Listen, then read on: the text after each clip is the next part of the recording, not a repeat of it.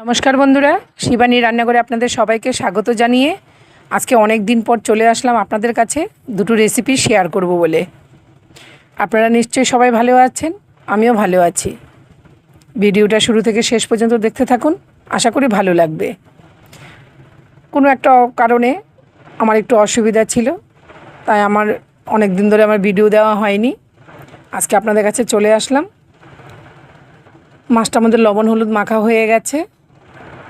এবার একটু মশলা করে নিচ্ছি। একটা মিক্সি জারে কুচানো পেঁয়াজ দিয়ে দিলাম, কয়েক টুকরো আদা দিয়ে দিয়েছি, 3 কোয়া রসুন দিয়ে দিয়েছি, কাঁচা লঙ্কার সাথে যে পাকা লঙ্কাগুলো থাকে সেই লঙ্কাগুলো আমি পরিমাণ মতো দিয়ে দিয়েছি। সামান্য জল দিয়ে মশলাটাকে আমি পেস্ট করে নেব। মশলাটা আমার পেস্ট করা হয়ে গেছে, পাশে রেখে দিচ্ছি। আমি দুপাশে দুটো কড়াই বসিয়ে দিয়েছি বন্ধুরা। আজকে দুটো রান্না আমি একসাথেই করে নেব। দুটো কড়াইতেই আমি সর্ষের তেল দিয়ে দিলাম। আজকে রান্নাটা আমি সর্ষের তেলেই করছি। তেলটা গরম হয়ে গেছে। এবার একটা কড়াইয়ের মধ্যে আমি শুকনো লঙ্কা, থেতো করা রসুন আর দিয়ে দিলাম চেরা কাঁচা লঙ্কা, কুচানো পেঁয়াজ। বেশ ভালো করে একটু নেড়ে চেড়ে নেব। পেঁয়াজটা ভাজা হওয়া পর্যন্ত আমি একটু নেড়ে যাব। পাশের কড়াইয়ের তেলটা গরম হয়ে গেছে। লবণ হলুদ মেখে রাখা মাছটা আমি ভেজে নেব। মাছটা আমি খুব সুন্দর করে উল্টে পাল্টে লাল করে ভেজে নেব। এটাকে কী মাছ বলে বন্ধুরা? আপনারা যদি কারো নাম জানা থাকে আমাকে অবশ্যই কমেন্ট বক্সে জানাবেন। মাছটা আমি আবার এক পিঠ উল্টে দিচ্ছি, দিয়ে ভালো করে ভেজে নেব। এইদিকে দেখুন পেঁয়াজটা আমার ভালো করে ভাজা হয়ে গেছে। এবার টুকরো করে রাখা বেগুন আমি দিয়ে দিচ্ছি। আমি অল্প একটুখানি বেগুন ছোট ছোট টুকরো করে কেটে নিয়েছি। সামান্য লবণ আর হলুদ দিয়ে বেগুনটাকে আমি ভালো করে ভেজে নেব।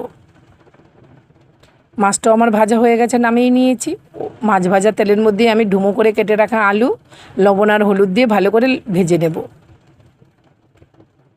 এইদিকে বেগুনটা আমার খুব সুন্দরভাবে ভাজা হয়ে গেছে। বেগুনটা আমি নামিয়ে নিচ্ছি। বেগুনটা নামিয়ে আমি তার মধ্যে কেটে রাখা শাকটা দিয়ে দিলাম। আলুটা ভাজা হয়ে গেছে, নামিয়ে নিয়েছি। ওই তেলের মধ্যে আমি মাছের ঝোলটা ফোড়ন দিয়ে দেব। দিয়ে দিলাম গোটা জিরে, কুচানো পেঁয়াজ দিয়ে ভালো করে একটু নেড়ে নেব। পেঁয়াজটা যখন হালকা ব্রাউন কালার হয়ে আসবে তখন আমি পেস্ট করা মশলাটা দিয়ে দিচ্ছি। তারপরে একে একে গুঁড়ো মশলা দিয়ে দিলাম, জিরে গুঁড়ো, ধনে গুঁড়ো, হলুদ গুঁড়ো। আমি মশলা বাটিতে সামান্য একটু জলও দিয়েছিলাম। এবার মশলাটাকে আমি ভালোভাবে কষিয়ে নেব। এইদিকে দেখুন শাকটা আমি ঢেলে দিয়েছিলাম, যে শাকের থেকে জল বেরিয়েছে সেই জলটা আমি পুরোপুরি শুকিয়ে নিয়েছি। জলটা আমি খুব সুন্দরভাবে শুকিয়ে নিয়েছি। তারপর একটা টমেটো কেটে রেখেছিলাম, সেই টমেটোটা আমি মাছের ঝোলে দিয়ে দিলাম। মশলার মধ্যে দিয়ে দিয়েছি। শাকটা আমার খুব ভালোভাবে ভাজা হয়ে গেছে। তার মধ্যে আমি ভেজে রাখা বেগুনটা দিয়ে দিলাম। দিয়ে এবার শাকের সাথে খুব সুন্দরভাবে মিশিয়ে নেব। আবার একটুখানি হালকা হাতে ভেজে নেব, নিয়ে নামিয়ে নিচ্ছি। শাকটা আমার ভাজা হয়ে গেছে বন্ধুরা। এটা ডাঁটা শাক। আমরা যেই ডাঁটা মাছে খেয়ে থাকি সেই ডাঁটা শাকটা আমি বেগুন দিয়ে ভাজা করে নিয়েছি। এবার মশলাটার মধ্যে আমি সামান্য একটু লবণ দিয়ে ভালোভাবে কষিয়ে নেব। শাক ভাজাটা নামিয়ে তার মধ্যে আমি ভাতের হাঁড়িটা বসিয়ে দিয়েছি। মশলা থেকে তেলটাও অনেকটা আলাদা হয়ে গেছে। এবার ভেজে রাখা আলুটা আমি দিয়ে দিচ্ছি। দিয়ে ভালো করে একটু নেড়ে চেড়ে সামান্য একটু জল দিয়ে আলুটা ঢেকে দেব। তাহলে আমার মশলাটাও আলুর সাথে কষানো হয়ে যাবে। আলুটাও প্রায় অনেকটাই সেদ্ধ হয়ে আসবে। ভালো করে নেড়ে দিয়েছি, একটুখানি ঢেকে দেব। কিছুক্ষণ পর ঢাকনাটা তুলে আবারও চলে এসেছি। দেখুন মশলা থেকে তেলটা কি সুন্দর আলাদা হয়ে গেছে। আলুটাও আমার অনেকটাই সেদ্ধ হয়ে গেছে।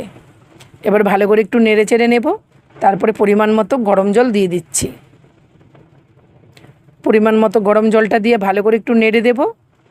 যখনই ঝোলটা ফুটে আসবে তখন আমি ভেজে রাখা মাছটা এরকম উপর দিয়ে সাজিয়ে দেব।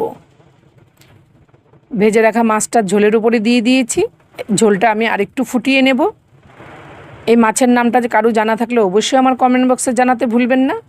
আলুটা অনেকটাই সেদ্ধ হয়ে গেছে। এইদিকে ভাতটাও আমার প্রায় অনেকটাই হয়ে গেছে।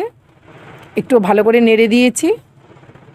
তারপরে চলুন মাছের ঝোলের মধ্যে আমি একটু মশলা দিয়ে দিচ্ছি। এবার মাছের ঝোলে আমি গরম মশলা দিয়ে দিলাম। দিয়ে ভালো করে একটু নেড়ে দিলাম। সামান্য একটু ধনেপাতা দিয়ে গ্যাসের ফ্লেমটা আমি বন্ধ করে দিয়েছি। ব্যাস আলু দিয়ে এই মাছের ঝোলটা আমার কমপ্লিট হয়ে গেল। তারপরে একটা পাত্রে নামিয়ে আপনাদের কাছে আবার শেয়ার করছি। এইদিকে দেখুন ভাতটা আমার হয়ে গেছে।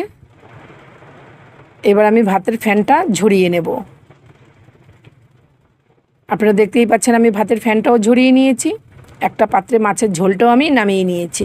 ব্যাস বন্ধুরা, আজকে আমার এই রেসিপি ছিল। আলু দিয়ে এই মাছের ঝোলটা করেছি আর ডাঁটা শাক বেগুন দিয়ে করেছি, সাথে গন্ধরাজ লেবু। দুর্দান্ত রেসিপি। যদি আপনাদের ভালো লেগে থাকে প্লিজ লাইক কমেন্ট শেয়ার করে আমার পাশে থাকবেন। ফেসবুক থেকে দেখে থাকলে আমার পেজটাকে ফলো করে দেবেন। ইউটিউব থেকে দেখে থাকলে আমার চ্যানেলটাকে সাবস্ক্রাইব করে আমার পাশে থাকবেন। দেখা হচ্ছে অন্য কোনো রেসিপির নতুন এক ভিডিওতে। আমি আবার আসবো বন্ধুরা। সবাই ভালো থাকবেন, সুস্থ থাকবেন। টাটা।